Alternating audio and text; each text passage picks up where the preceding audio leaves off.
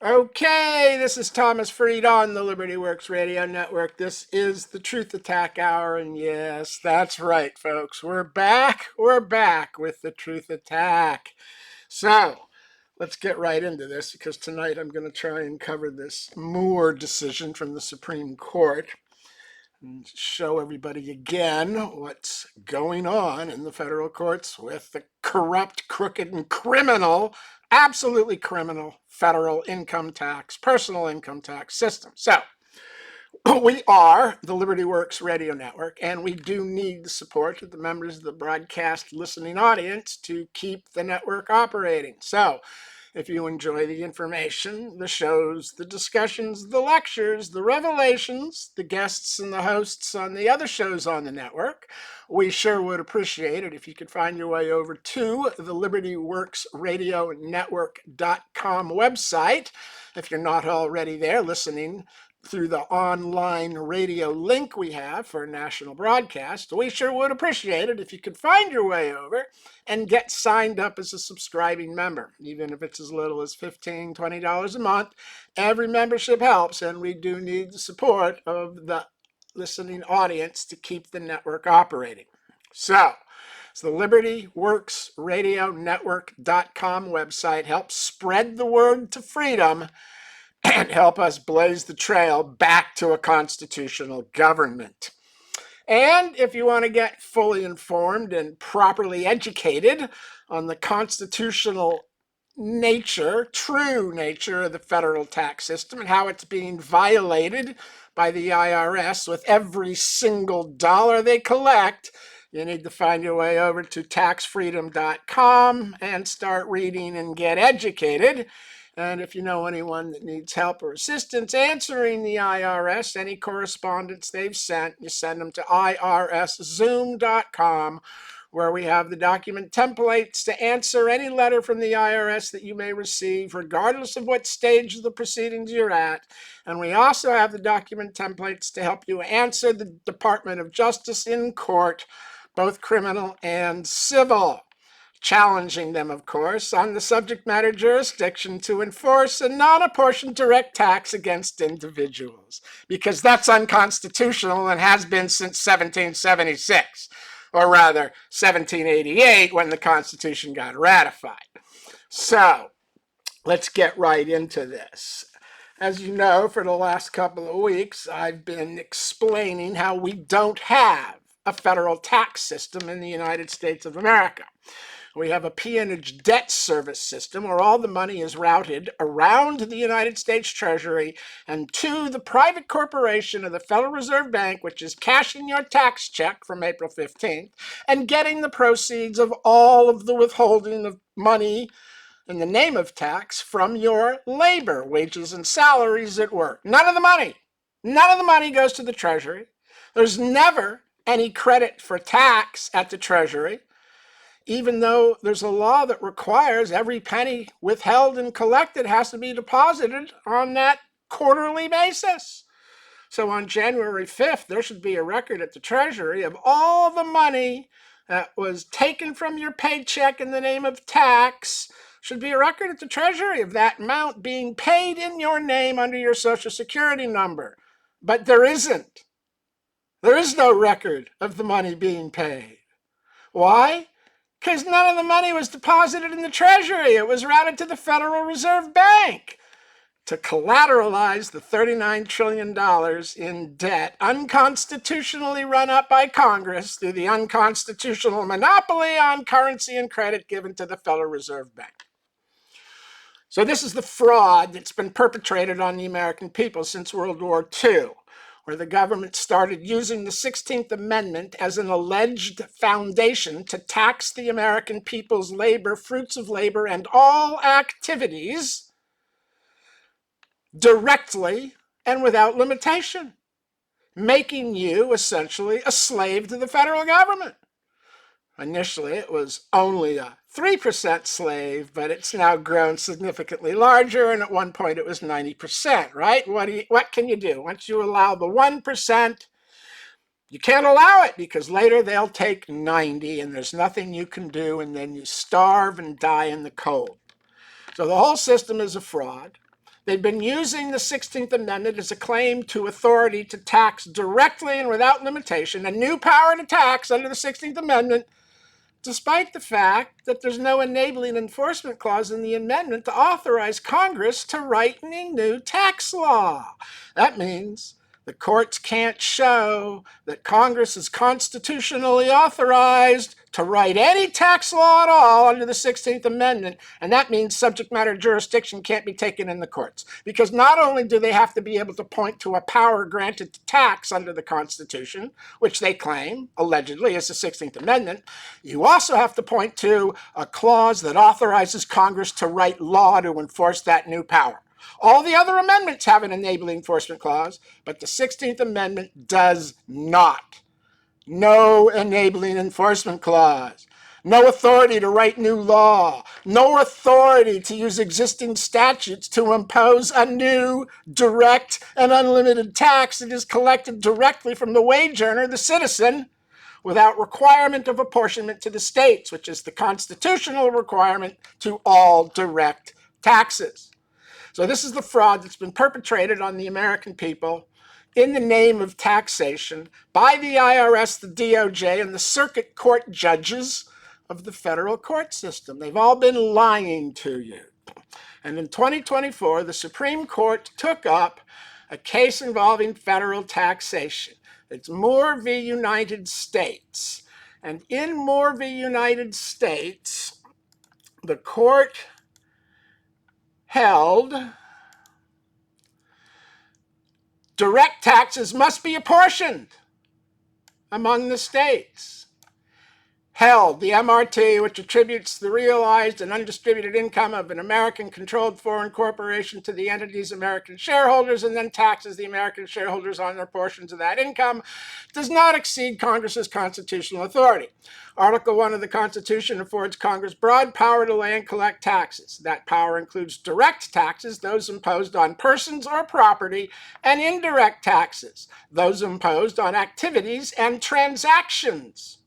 Direct taxes must be apportioned among the states, according to each state's population. Well, wait a minute, the circuit courts have been telling us the income tax is a non-apportioned direct tax that doesn't have to be apportioned. Here the Supreme Court says direct taxes must be apportioned to the states. The Supreme Court directly contradicts what the circuit courts have been saying for 55 years. It's a fraud. Oh, but they go on.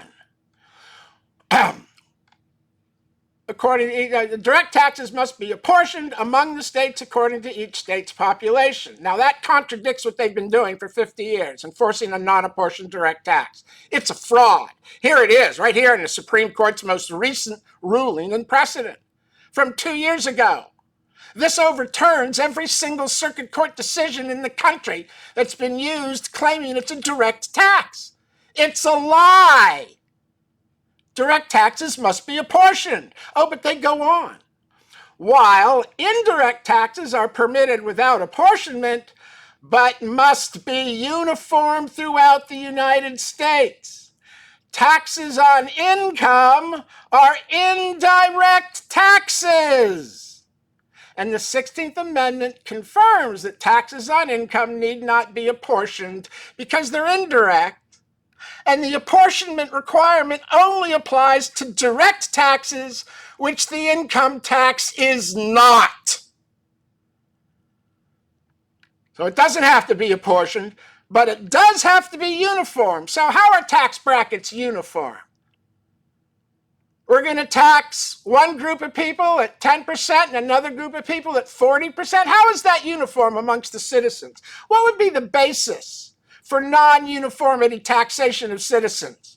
There isn't one. It's a fraud. Graduated taxation dates to the 1880s, where it was deemed by the Supreme Court that graduated tax brackets are authorized because Congress has the power to discriminate against the commodities and articles of commerce subject to taxation and to discriminate against the inanimate corporate person or the privileged foreign person who doesn't have a right to work in America. So tax brackets are based on the power of Congress to discriminate. against the corporate person and the commodities and articles of commerce subject to tax. So what authority does Congress have to discriminate against citizens on the basis of being married, or earning more or less than 10 or 20 or 30 or 40 or $50,000 or $100,000?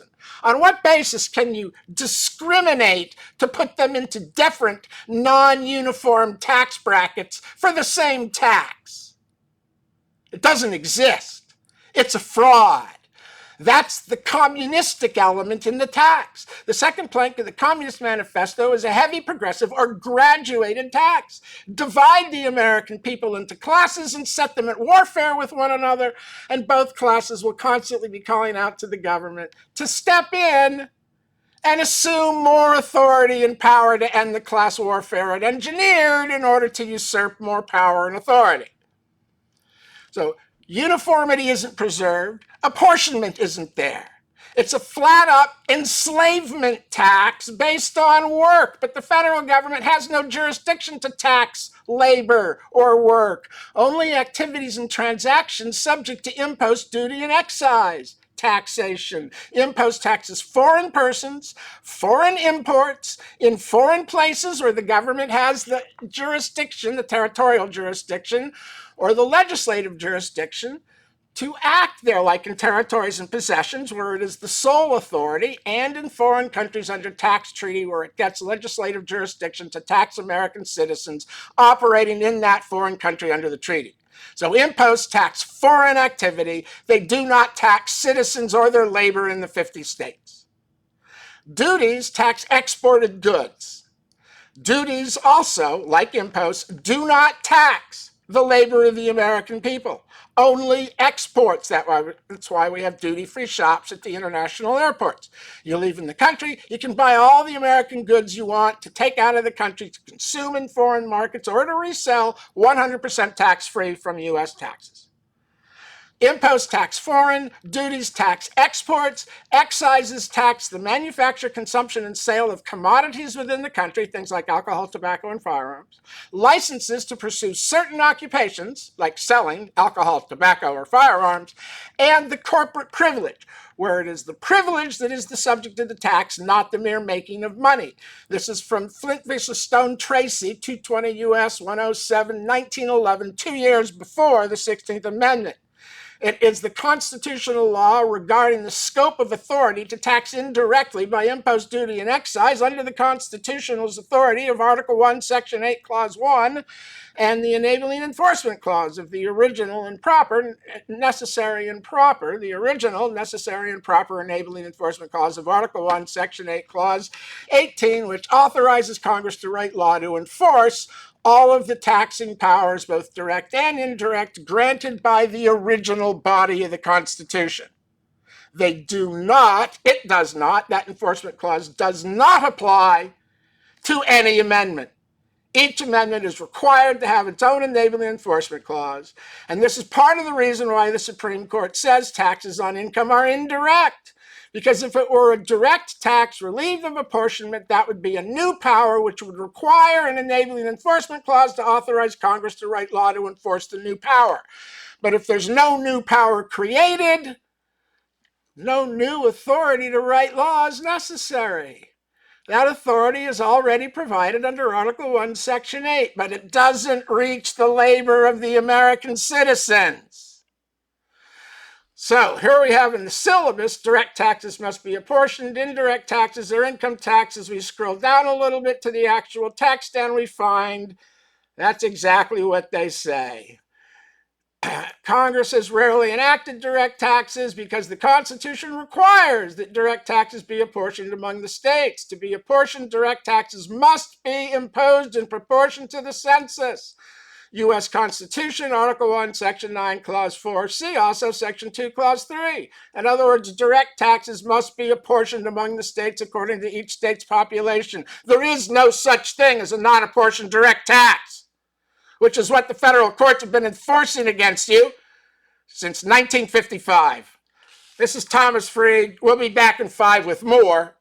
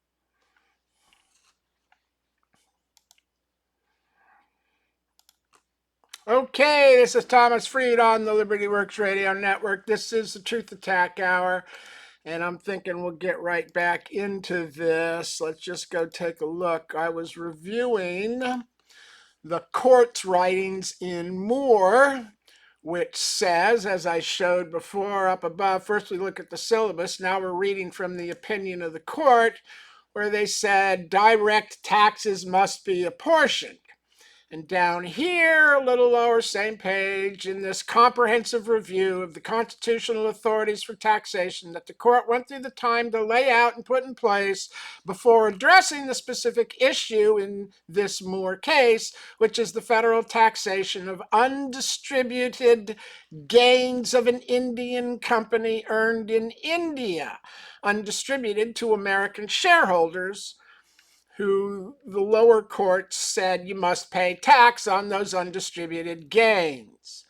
So the court took the case up, and this is their comprehensive review of the constitutional foundation for all taxation. They point out the Constitution authorizes both direct and indirect types of taxes. That indirect consists of the power to tax foreign by impost, export by duty, corporate and commodity by excise and licenses. And that direct taxes must be apportioned to the states in proportion to the census. So they're laying out the constitutional authorities, comprehensive. They point out there is no such thing as a non-apportioned direct tax, which is what the circuit courts have been enforcing since World War II. And they point out that income taxes must be of the form duty, impost, or excise because there's no new fourth power under the 16th Amendment. So let's read what they write on that. By contrast, indirect taxes are the familiar federal taxes imposed on activities or transactions. Now, this is only certain activities or transactions subject to taxation by impost, meaning foreign persons or foreign imports, duties, exported goods, or by excise, commodities, licenses, ATF transactions, and corporations. Those are the only activities and transactions subject to taxation by impost, duty, and excise under Article 1, Section 8. Certain activities and transactions, not everything. The federal government doesn't have jurisdiction over your labor, and there's no taxation of it previous to World War II. That's not what the original income tax did. Okay, by contrast, the indirect taxes are the familiar federal taxes imposed on activities or transactions. That category of taxes includes duties, imposts, and excises, as well as income taxes. Indirect. They cite Constitution, Article 1, Section 8, Clause 1, and the 16th Amendment as making it part of the indirect powers. Under the Constitution, indirect taxes must be uniform throughout the United States. There's the limitation on indirect taxes I mentioned, uniformity. A tax is uniform when it operates with the same force and effect in every place where the subject of it is found. Well, that's not true. It doesn't. The subject is citizens, and it does not operate with the same force and effect in every place where the subject is found unless you let Congress discriminate against citizens and put them in different classes of persons created by statute based on how hard you work. Or maybe we'll do it based on what color you are, or what race you are, or what nationality you have, or what sexual preference or gender you have. Y'all see the problem here? You're not allowed to discriminate on any of those bases, including how much you earn, how hard you work, how smart you are. None of these things going to how much money you make can be used as the basis for claiming you have to pay more than the next citizen. It's either uniform or it's unconstitutional and communistic. Graduated tax on labor, income, earnings, everything. Communism. Communism is what the circuit courts have been enforcing on you for 50 years. Communism. The second plank of the Communist Manifesto, in order to uphold the fifth plank, the Federal Reserve Bank. Google it. Look it up. Wake up. Let's go on. Because income taxes are indirect taxes, they are permitted under Article 1, Section 8, without apportionment. As this court has said, Article 1, Section 8's grant of taxing power is exhaustive, meaning that it could never reasonably be questioned from the founding that it included the power to lay and collect income taxes. Yeah, as a function of measuring the amount of the impost, duty, and excise owed by income, measuring the tax owed by income, not making income the subject of a direct tax or the object of a direct tax. It has to be paid by the earner of the income, which has been redefined to mean everything you earn, not just profit. No deductions allowed for citizens. It's all profit, and none of it is profit. An hourly wage is an equal exchange of value for value where neither side has a profit. Freely negotiated between the two parties to the rate negotiated. There's no profit. It's an equal exchange of blood, sweat, tears, time, body, power, intellectual honesty, intelligence, reputation, honesty, consistency, all the things that go into deciding how much to pay this guy for an hour of work. There's no profit. It's a value for value exchange. In 1861, Congress enacted the nation's first unapportioned income tax, 12 Stat 309. The Civil War income tax was recognized as an indirect tax under the head of excises, duties, and imposts because it only applied to certain persons engaging in privileged or taxable activities. And down here at the bottom, therefore, the 16th Amendment expressly confirmed what had been the understanding of the Constitution before Pollock in 1896. Taxes on income, including taxes on income from property, are indirect taxes that need not be apportioned, citing back to Bershaber in 1916. Meanwhile, property taxes remain direct taxes that must be apportioned, citing Halvering v. Independent Life. Okay? So the Supreme Court in Moore very plainly and clearly writes that the circuit courts are lying to you. The circuit courts are just plain straight up lying to you and have been for 55 years, since 1980, 45 years, formally incorporating and setting out as precedent in a different case in every circuit. Every circuit has its own precedent. They all cite to Bershaber saying, he said it's a direct non-apportioned tax. That's not what Bershaber said. They directly contradict that. Bershaber said it's indirect. And they've been lying to you since World War II about the 16th Amendment. And they stopped teaching you civics in the 1960s, so you wouldn't know the court doesn't have subject matter jurisdiction because Congress is not constitutionally authorized to write law to enforce a direct tax on your labor without limitation. It's all a fraud. 100% criminal fraud being perpetrated by the deep state and by judicial legislation, by traitorous liberal judges enforcing socialist philosophy and the planks of the Communist Manifesto in place of anything that resembles constitutional taxation. It's a wage tax, a slave tax, involuntary debt service, peonage, everything prohibited by the Constitution, resurrected from the 11th century peonage, plantation, and manor. Absolutely mind-boggling. You want to know how bad it's gotten?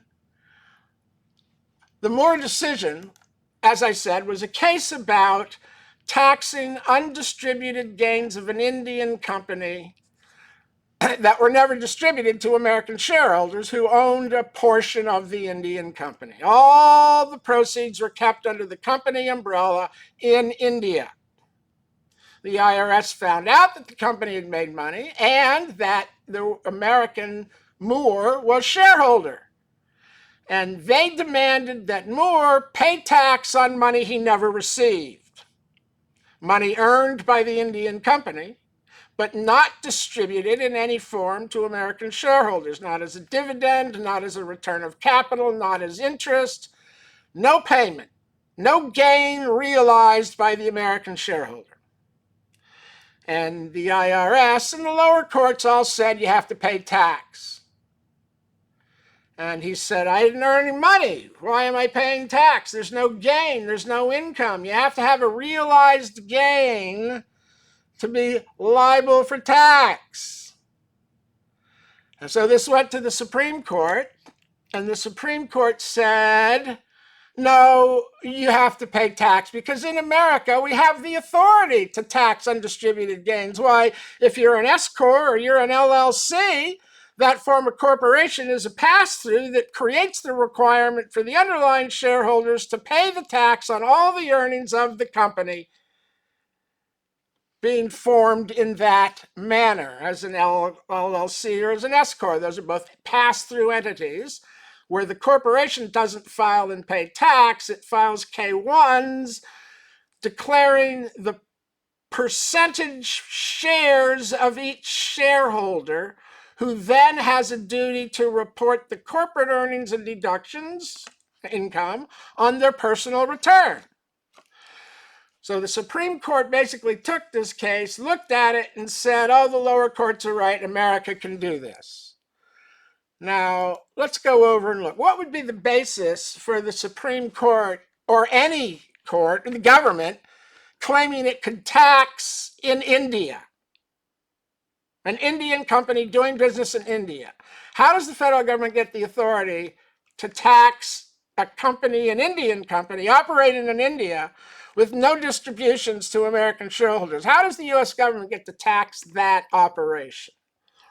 I mean, the Constitution says they can tax in America, so it doesn't apply to this. So what would apply to create the authority for the government at a constitutional level to tax? Why, of course, it would be a tax treaty, right? A tax treaty, the Constitution says, becomes constitutional law with respect to controlling the interaction of the citizens of both countries in the other country. So by virtue of a tax treaty, you could tax in India. Is there a tax treaty? Yes, there is. It's been in place since '89. And this here version says effective date since January 1991. This is the tax convention with the Republic of India. Here, let me switch over to the, there we go. Okay, so this is from PDF that was on the IRS website. This is where I found the information. And if you go through this, here there's the table of contents up front. Then you come to this message from the president, which says the convention between the government of the United States and the government of the Republic of India for the avoidance of double taxation and the prevention of fiscal evasion with respect to taxes on income, together with a related protocol signed at New Delhi on September 12, 1989. Okay, so, and then, dear Mr. President, I have the honor to submit to you this treaty that we want you to approve that we've negotiated, and everybody knows what's going on. Blah, blah, blah. Okay, so there's introductory paragraphs, and that rolls through, and it concludes with the Department of the Treasury, with the cooperation of the Department of the State, was primarily responsible for the negotiation of the convention and related protocol. Respectfully submitted, James Baker, enclosed as letter of transmittal. And here's the transmit from the Senate to the White House for signing, and he signs it. So, now, convention between the government of the United States of America and the government of the Republic of India for the avoidance of double taxation and the prevention of fiscal evasion with respect. This is the actual treaty. Government of the United States and the government of the Republic of India desire to conclude a convention for the avoidance of double taxation and the prevention of fiscal. Article 1, general scope. Convention shall apply to persons who are residents of one or both of the contracting states, except as otherwise provided. Convention 2, the convention shall not restrict in any manner any exclusion, exemption, deduction, credit, or other allowance now or hereafter accord by the laws of either contracting state or by any other agreement between the contracting states. Okay, so this Article 1 lays out the basic provisions. I think I hear the next commercial break coming up, so I'm going to go ahead and we'll get back to this when we come back. This is Thomas Freed. We'll be back in 5.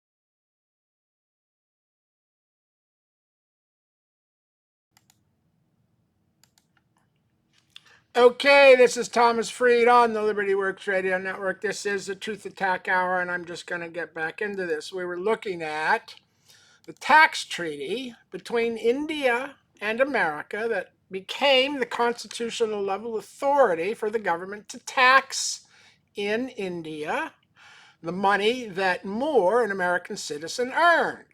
So here's Article 1, general scope, and it's basic stuff. It says, the convention shall apply to persons who were residents of one or both of the contracting states, except as otherwise provided. The convention shall not restrict in any manner any exclusion, exemption, deduction, credit, or other allowance or hereafter by the laws of either state or by any other agreement between the states. And notwithstanding any provision of the Constitution, Paragraph 4, contracting state may tax its residents as determined under Article 4. Residents and by reason of citizenship may tax its citizens as if convention had not come into effect. And it defines citizen and goes on to say the provisions of paragraph 3 shall not affect certain articles, but not Article 2.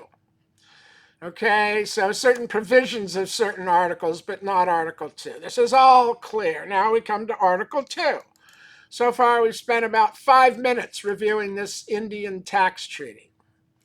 So, Article 2, taxes covered. The existing taxes to which this convention shall apply are A, in the United States, federal income taxes imposed by the Internal Revenue Code. And then, but excluding accumulated earnings, the personally holding company tax, and Social Security. And the excise taxes imposed on insurance premiums paid to foreign insurers with respect to private foundations. However, the convention shall apply to the excise taxes imposed on insurance premiums. Okay, so one is A in the United States. It applies to federal income taxes. That's basically the gist of 1A. 1B, in India. 1I, the income tax including any surcharge thereon, but excluding income tax on undistributed income of companies imposed under the Income Tax Act. And 2, the surtax, hereinafter referred to as Indian tax. Well, wait a minute. In India, it includes income tax, but excludes income tax on undistributed income of companies. Well, that's exactly what happened in this Moore case. There was undistributed income of an Indian company, and you're not allowed to tax it under the tax treaty. In India, the tax applies to the income tax, including any insert, but excluding income tax on undistributed income of company. Well, that's what this whole Moore case was about. Undistributed income of an Indian company never paid to an American shareholder. And the Supreme Court said, oh yes, we can tax that, but here's the constitutional level provision saying that is prohibited. You're excluded from taxing undistributed income of companies. The treaty doesn't allow it. It may be theoretically allowable in the U.S. for an S Corp and LLC, but it's not allowed for a C Corp. And this treaty says you have to treat our companies like a C Corp.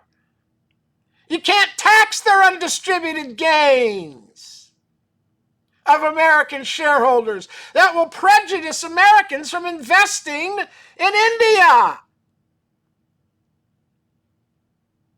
We're a developing world. We need investment. We don't pay much back out. We let stock appreciate. If you tax our undistributed gains, Americans won't invest here. So this provision of the treaty specifically prohibits Indian companies from being treated like an LLC or an S Corp. And of course, they're not formed in India as an LLC, as an S Corp. They're formed in India as an Indian company. Got nothing to do with American law. No LLC, no S Corp. You can't treat a foreign company when the treaty says you're specifically excluded from doing that. The Supreme Court got this decision wrong. That's how bad it's gotten. It took us 8 minutes to find this in the treaty. Article 2, you can't do it. It's right there. This wasn't hard to find. This is as easy as it gets. It's right there. Article 2, excluding income on undistributed income of companies. You have to treat Indian companies as though they were C Corps, and C Corps cannot be taxed on undistributed earnings. So the Supreme Court got this ultimate decision in Moore wrong. But they didn't get the comprehensive review of the constitutional taxing powers wrong. They got that all right, 100%. Direct taxes must be apportioned to the states for payment. They cannot be demanded collected, and you can't be ordered to repay as restitution a direct tax. It can't be enforced against individuals. Nobody has to be restitution. It's totally unconstitutional. They convicted you of not paying a direct tax. Now they want you to pay restitution for a non-apportioned, unlimited direct tax that does not constitutionally exist? That's enslavement and involuntary servitude, virtual peonage, in violation of the Constitution. Because none of the money goes to the Treasury, it all goes to the private corporation, the Federal Reserve Bank. There's no even tax involved. So the Supreme Court did not have to lay out this comprehensive constitutional foundation. They could have just said, hey, this is a case about taxing in India under treaty. The Constitution gives us authority under treaty to enforce the laws the treaty enacts. They didn't have to go into direct or indirect. None of that is relevant here. All the authority derives from the treaty. They didn't even bring that up and more. They go through this comprehensive review of constitutional taxation, direct and indirect. Direct would be apportioned. Income taxes are indirect. They have to be uniform. They're not uniform. Graduated taxation is not uniform. It's arbitrary and capricious. If you make $39,999, you're taxed at one rate. If you make $1 more than $40,000, you're taxed at a whole nother rate. How is that uniform? It's arbitrary and capricious. It's discriminatory and prejudicial. Congress is not allowed to discriminate against citizens in law. You can't have one law for one class of citizens, another law for another, and another law for a third. This is what's so stupid about the Democrats yelling and screaming about tax the billionaires. You mean just rob them? Just go steal from them. Government by theft is not a moral government. If you unleash an amoral or immoral government, believe me, you'll be sorry. You'll be sorry. It won't be immoral to your enemies. It will be immoral to you. Or amoral. It's all over the decision repeatedly. Income taxes are indirect, indirect, indirect. Direct taxes must be apportioned. All of this directly contradicts what the courts have been saying and doing for 50 years. For 50 years. It's 100% constitutional fraud. And now the Supreme Court and the lower courts, well, the Supreme Court won't apply its own decisions in any tax case. They already rendered the decision. All we're asking to do is apply it to this case, because the lower court says it's a non-apportioned direct tax. So why won't you fix the error in the lower court? You said it's an indirect tax. They said it's a non-apportioned tax, and they took it on that basis, claiming authority under the 16th Amendment without ever showing that Congress is constitutionally authorized to write law to enforce that claimed new power allegedly created under the amendment, which is all a lie. No new powers are created. It's inherently indirect. And now we have the Supreme Court in 2024 specifically declaring it's indirect. Income is the yardstick that measures the amount of tax owed on the earnings derived from the activities and transactions subject to federal taxation, indirect federal taxation under Article 1, Section 8, by impost, duty, and excise. There's no fourth category of income, which would be the direct taxation of labor.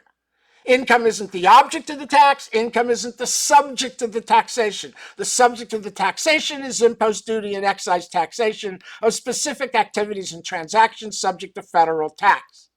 Alcohol, tobacco, firearms, interstate transport, import, export, and corporate and licensed.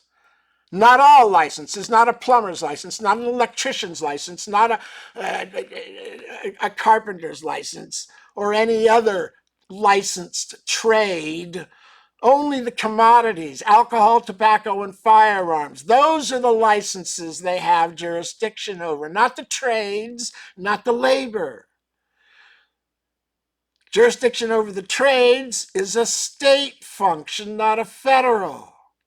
And I've explained before that this fraud of claiming a foreign tax collected from foreigners as a direct tax on the activity of citizens is compounded.